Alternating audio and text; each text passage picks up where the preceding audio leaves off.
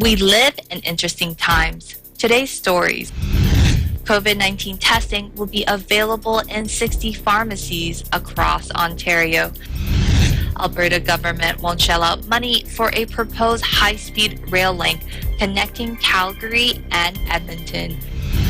Leaders call for global action against climate change at UN Roundtable. Canada's Prime Minister pleads with Canadians to take the second wave of COVID-19 seriously. Snap elections have been called by British Columbia government. Honolulu battles food insecurity through programs to revive industries and feed families. In sports, the Vancouver Whitecaps will play rest of their home games in Portland. And the Golden State Warriors begin voluntary minicamp. Hello everyone, you're watching Eagle News International from Canada. I'm Kat Joy reporting in from Edmonton, Alberta, bringing you stories from across the globe.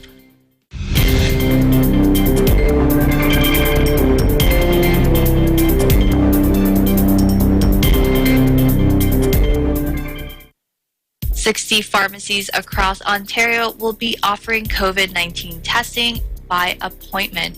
Eagle News correspondent Sabrina Solano de los Reyes tells us how this will help Ontarians. Sabrina?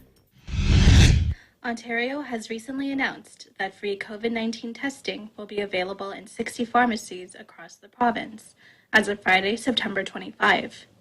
Here's Minister of Health Christine Elliott with the announcement.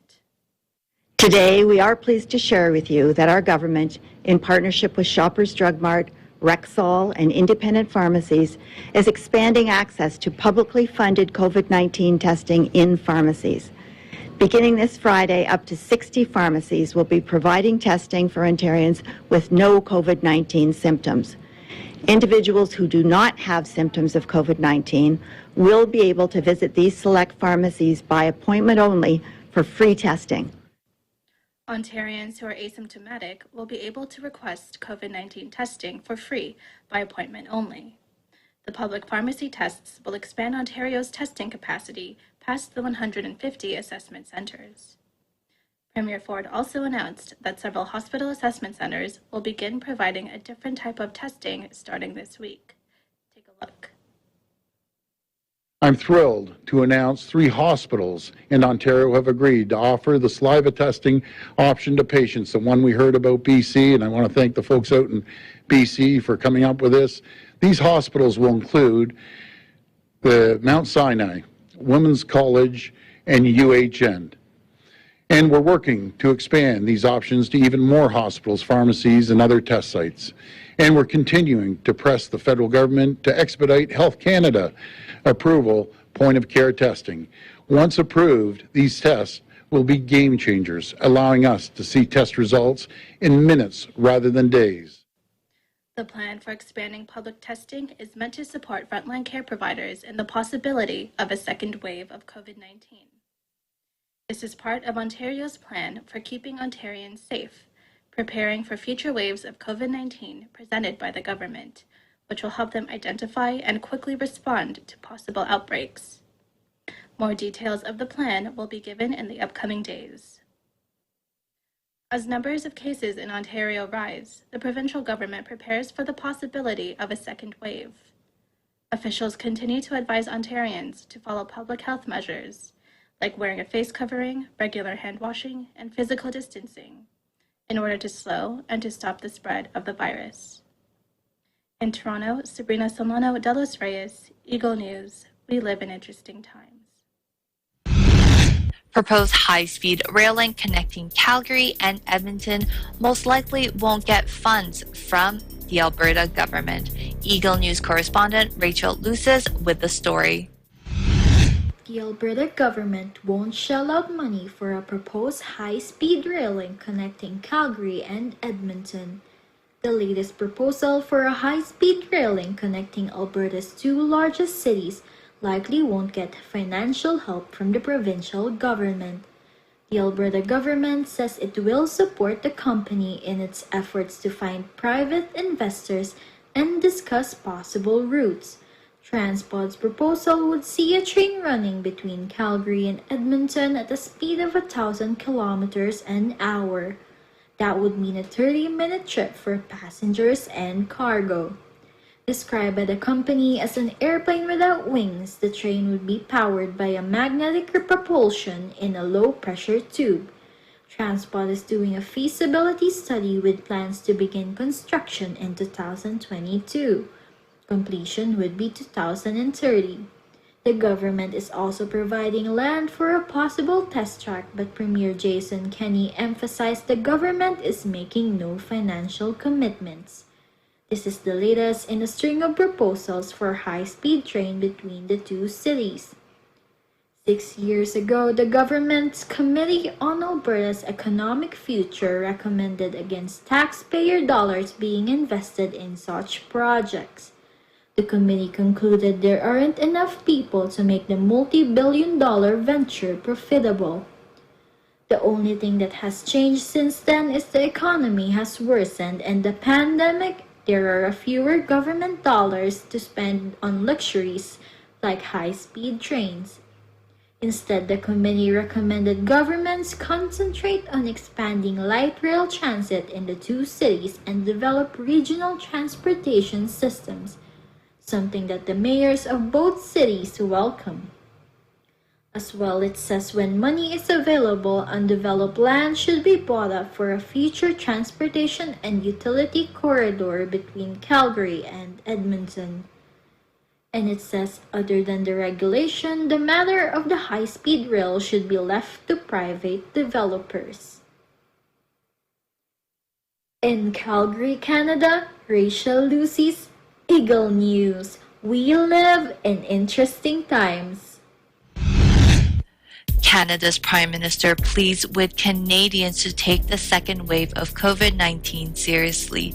Eagle News correspondent Thomas Likeness reports. In a rare national television address, Prime Minister Justin Trudeau warned that this fall is going to be a dangerous time for Canadians, perhaps even worse than the spring when the pandemic first began. COVID-19 is once again spreading rapidly, with more than 1,000 cases a day being reported. Just that last month, that number was 300. Trudeau mincing no words when he describes the situation. He says, "This isn't the news anyone wanted to hear," adding the second wave of the pandemic is underway in Canada's 4 largest provinces. Trudeau begged Canadians to follow public health guidelines, to wear masks, to get a flu shot, to use the government's COVID Alert app. That's the one that tells people when they've been in contact with an infected person. He says this isn't the time for parties or social gatherings, and he reminded viewers that they brought COVID under control once before, and they can do it again. The 12-minute speech was long on platitudes, but short on specifics. In fact, the message turned political about halfway through. Trudeau used the second half of his address to promote his government's legislative agenda, which was tabled earlier in Parliament. He says the government will continue to provide support for Canadians who've been thrown out of work and for businesses that are having a tough time keeping their doors open. The Prime Minister also says his government will implement a national child care program and promote a green economy as the country tries to rebuild. Whether these proposals come to fruition will depend on how much support his government has in Parliament. Trudeau is governing with a minority grip on power. That means the government could be defeated at any time, and if so, Canadians would be headed to the polls for a fall election. Opposition politicians panned the speech. Conservative leader Aaron O'Toole, who's been infected with COVID-19, spoke from his home. He says his party has lost faith in the government's ability to handle the pandemic. As we wait for this to play out, I wish you all good health. Remember to take care of others and take care of yourselves. Stay home, stay safe, and stay tuned to Eagle News for accurate and balanced coverage of the COVID-19 pandemic and other current affairs. In Edmonton, Canada, Thomas I. Likeness, Eagle News. We live in interesting times. Snap elections have been called by British Columbia government, scheduled on October 24th. Eagle News correspondent Vanessa Condi with more. John Horgan has announced a snap election after weeks of speculation. A few hours ago, I met with the Lieutenant Governor of British Columbia, Janet Austin, and she has granted my request to dissolve the Legislative Assembly, and the general election will be held in British Columbia on Saturday, October 24th. Now, none of us thought this would be how we would spend 2020 when it started 9 months ago, but the COVID-19 pandemic has changed everything. We are in unprecedented times with challenges we could have never imagined.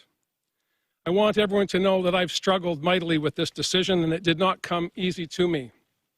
I understand that families are concerned about their loved ones and their livelihood. I know people are uncertain and worried about the future. I understand that full well. But I want to share with you why I believe in my heart that now is the time to have an election. British Columbians have worked hard to get on the right side of the COVID-19 pandemic, but we are far from out of the woods. We are not at the end of COVID-19, we're at the beginning. This pandemic will be with us for a year or more, and that's why I believe we need to have an election now. Horgan has led a minority government since July 2017, teamed up with his new Democratic Party and the Greens. Horgan has argued the need for a stable government and it would increase stability if BC had a majority government. Green Party has argued that this is not the right time for an election to be called when people are worried about their jobs and housing. According to British Columbia elections, British Columbians will vote October 24th with advance voting starting October 15. I'm Vanessa Condy, reporting for Eagle News in Victoria, BC. We live in interesting times. The United Nations and Britain said that they would co-host a global climate summit on December 12. The 5th anniversary of the landmark Paris Agreement. The announcement came days after Chinese President Xi Jinping told the UN that the world's largest greenhouse gas polluter would peak emissions in 2030 and attempt to go carbon neutral by 2016, a move hailed by environmentalists. Coronavirus came out of left field. I mean, some people predicted it, Bill Gates and so on, but most people didn't imagine that the world would be afflicted in the way that it has. Humanity was caught napping by coronavirus. Let's face it, we were woefully underprepared. But for this thing, for climate change, nobody can say that we have not been warned. I do want everybody to be similarly ambitious. And can I say what a fantastic thing it is to see China step forward and say that they're going to get President Xi saying that China will get to net zero by 2060. I think that's a great thing. That's a powerful signal to the world. Climate change is already there. Many people are already suffering. So we need to massively support those that are suffering more. Adaptation must be fully a clear objective together with mitigation. And we must make sure that we mobilize the finance necessary for adaptation and not only for mitigation. And Guterres and the British Prime Minister Boris Johnson were to address the issue at a climate roundtable meeting on Thursday.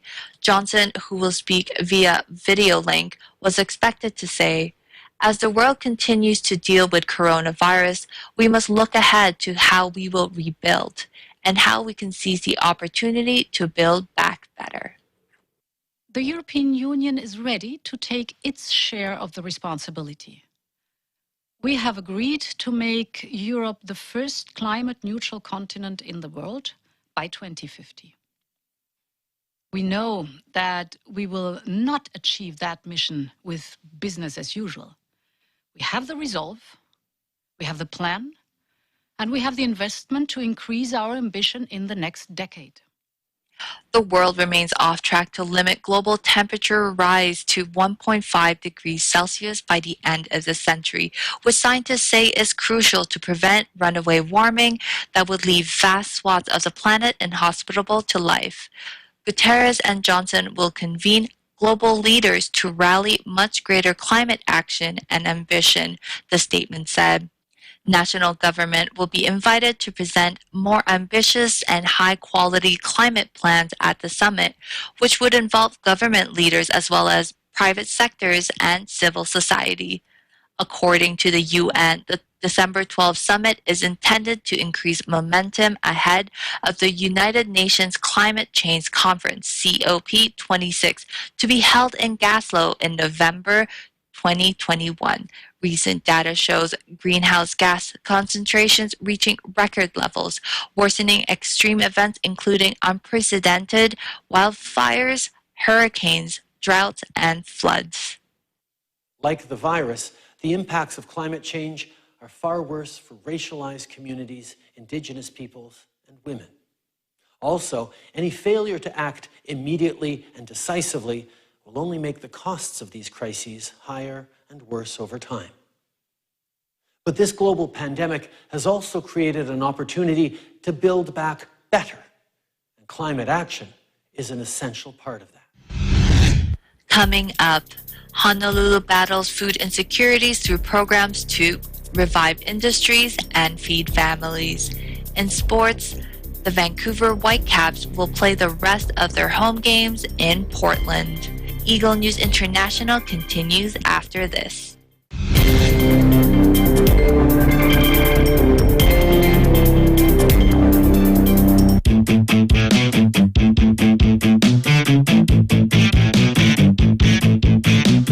Grabe, lahat kami natameme dahil sa inyong angking talento. Naihatid niyo yung mensaheng gusto niyong ihatid sa amin. Kakaibang galing. Almost perfect.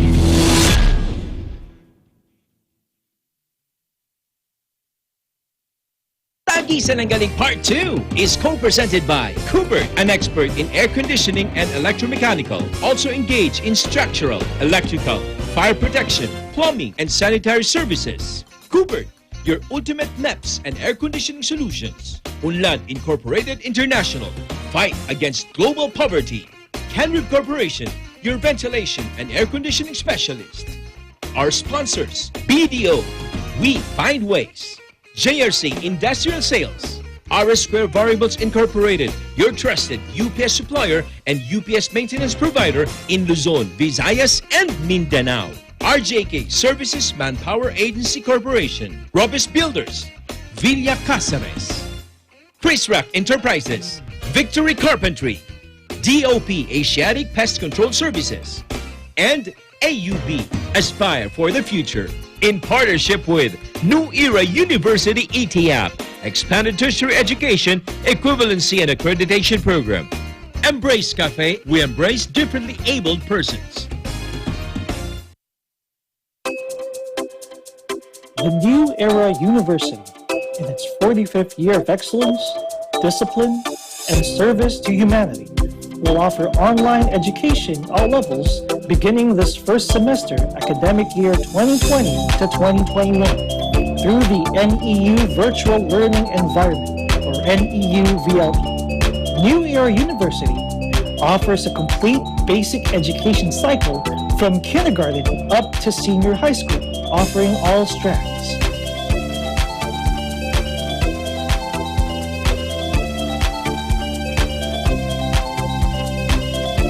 NEU has 18 colleges,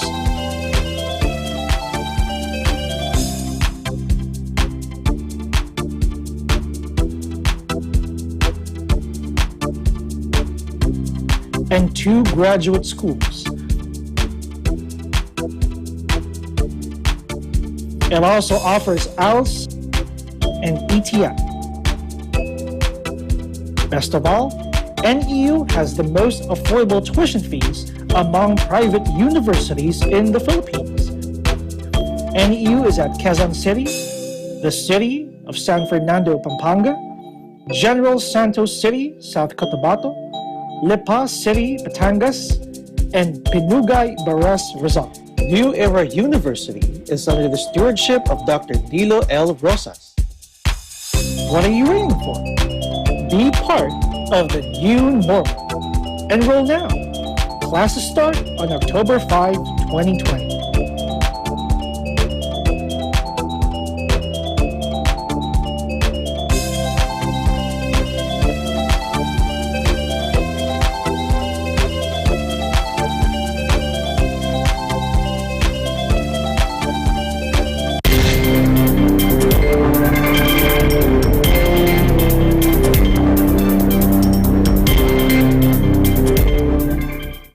Welcome back. You're watching Eagle News International from Canada. I'm Kat Joy from Edmonton, Alberta. This past week in Hawaii, the city-county of Honolulu teamed up with local businesses to slowly restart economy and at the same time help fight hunger in Oahu. In this combined report, Alfred Asenas will talk about the Fish to Dish program, while Joji Karnate shares with us his first-hand experience in a recent drive-through fresh food donation drive. The fish portion of the program consists of providing federal funds to more than 140 vessels of the Hawaii Long Line Association. The association will then distribute the funds to help cover vessel operating fees over a 3-month period. Fishing boats participating in the program will deliver the fish to the Honolulu Fish Auction for purchase. From there, the Hawaii Seafood Council will initiate the dish part of the program by purchasing over 100,000 pounds, more than 45,000 kilograms of fish filleted that will be turned into 350,000 servings, to be provided to the nonprofit Hawaii Food Bank to distribute further through partner organizations and to serve families across Oahu for the next 5 months. In addition, Honolulu recently made small commercial fishermen eligible for the city's Small Business Relief and Recovery Fund, enabling the fishing industry to resume operations and help feed communities, especially as the pandemic enters its 7th month in the Aloha State. Now here's Joji Karnate for another opportunity to avail of free food right here on Oahu. Joji? Honolulu's Farm to Car program is making a comeback to provide free fresh fruits, vegetables, eggs, and other produce. The city government is once again collaborating with the Hawaii Farm Bureau in this act of charity. This recent food donation drive at Aloha Stadium is just an example of what residents can expect. Lahat yan nakapila para sa ayuda. Yan yung Aloha Stadium. Alam nila yung bubuksan mo lang yung truck ng sasakyan, tapos doon nila ipapasok lahat. Kagaya nito. Mga ganyan. Yan. Bubuksan, ilo-load nila lahat yan. Yeah. So ganito ka-organize yung yung pamimigay nila ng mga So niliload na nila sa likod namin. Aloha, thank you. Thank you for coming. You take care of each other. You too, sir. That was Mayor Kirk Caldwell. The next food distribution will take place at the Blaisdell Center on September 26. Residents can start ordering online on September 20. Reporting from Evo Beach, Hawaii, this is Joji Karnate, Eagle News. We live in interesting times. Wow. Look at this.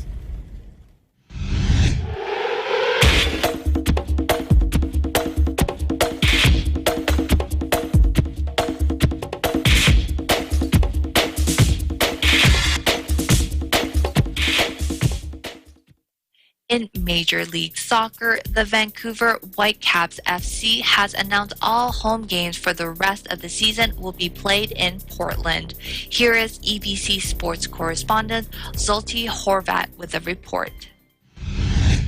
There will be no more true home games for the 3 Canadian MLS teams this season, as Canada's 14-day quarantine law continues to wreak havoc on the sports world. The 3 Canadian teams, Vancouver, Toronto, and Montreal, had just finished playing each other 3 times on Canadian soil and will now move south of the border. The new grounds for the teams aren't exactly ideal, though. The Vancouver Whitecaps will call Providence Park in Portland, Oregon home for the remainder of the season, which is also the home of Cascadia rival the Portland Timbers. The Whitecaps will host their first quote-unquote home game in Portland this Sunday against those same Timbers, which will be interesting to watch.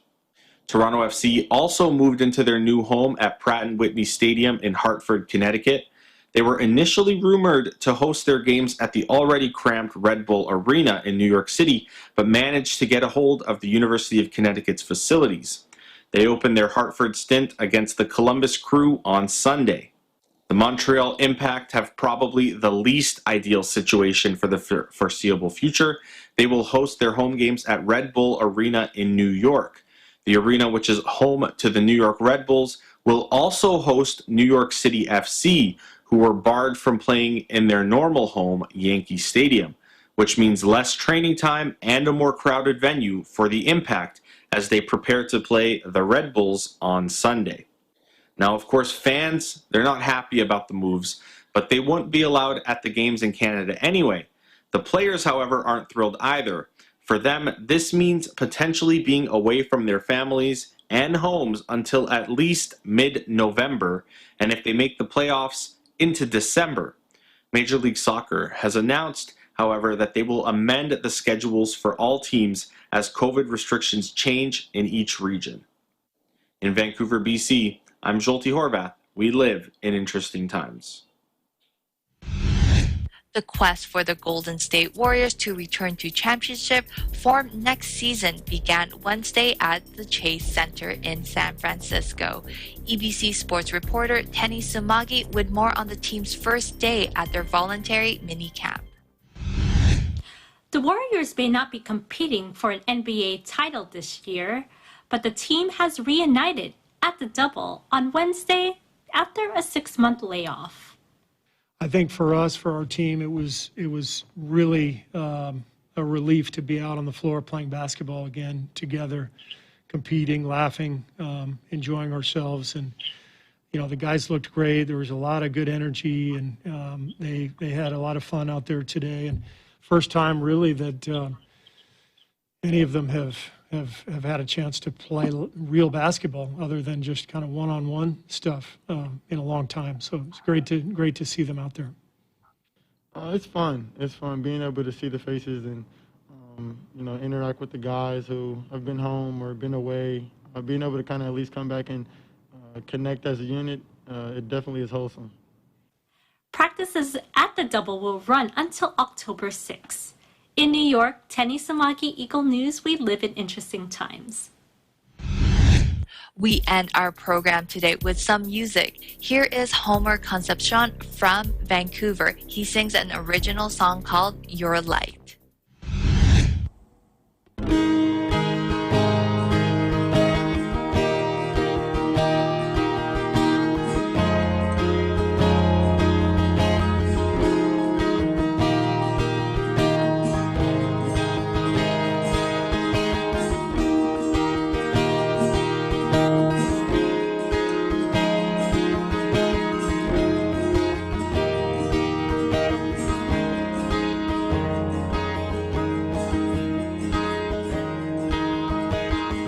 You're the one who I call, the one I pray to.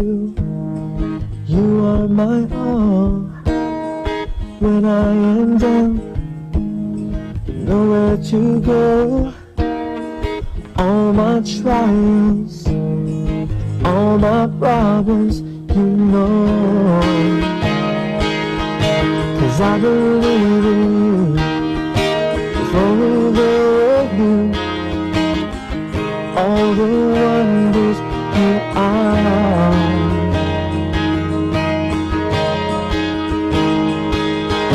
You took me out of the darkness and into the light, and you held me with your might. I'm proud to be your chosen these last days, to know your truth, your ways. Oh, I want to share the love that you showed me, so all the world could see light.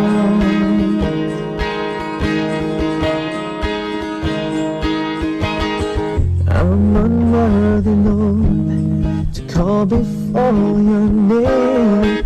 Though I've made mistakes, your love remains the same. I long for your words, your wisdom is so great. I will spread your news before it's too late. 'Cause I believe in you. If only the world knew all the wonders you are.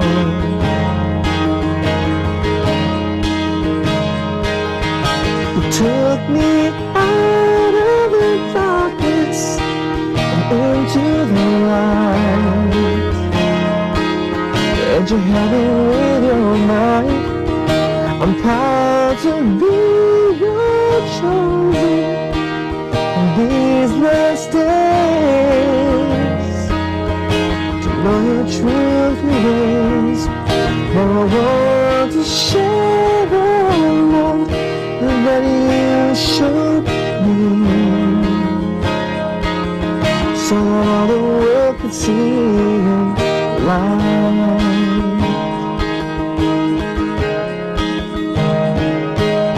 You took me out of the darkness and into the light, and you held me with your might. I'm proud to be your chosen in these last days. To know your truth, your ways. Now I want to share the love that you showed me, so that all the world could see your light.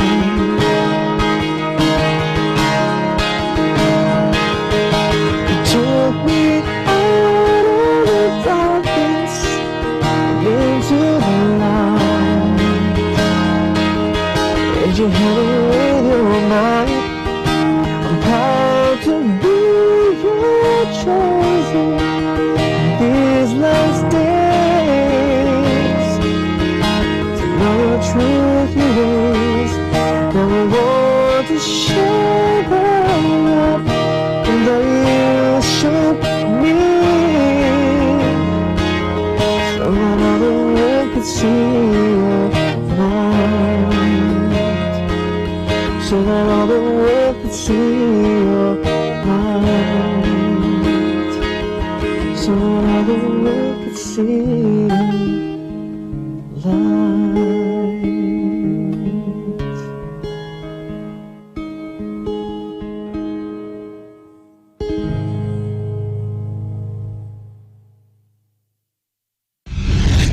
That's our program for today. Join us again next week as we bring stories that matters to you. Visit our website eaglenews.net and eaglenewslive.com. Follow us on Twitter at twitter.com/eaglenews and on Facebook at facebook.com/eaglenews. Thank you for watching. I'm Kat Joy. We live in interesting times.